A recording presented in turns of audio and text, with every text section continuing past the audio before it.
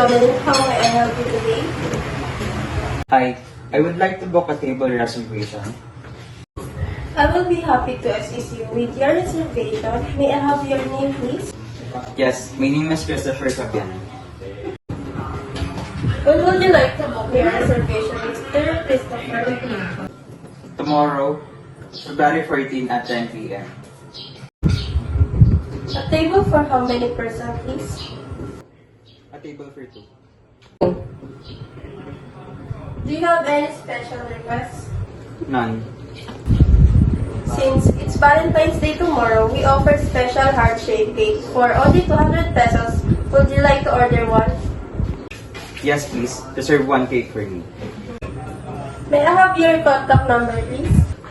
That's 0922-111-2222. May I also have your address, please?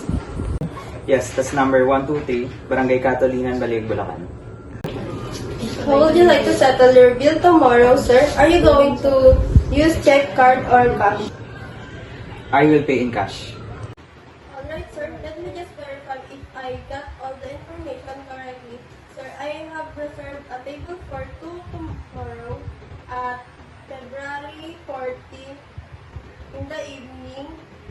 I have also reserved one heart-shaped cake. This reservation will be under your name, Mr. Christopher Fabian. Your contact number is 0922-111-2222 and your address is Catolinan, Baliwag, Bulacan. That's correct.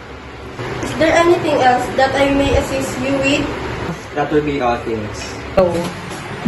Thank you for having business with us. Have a nice day.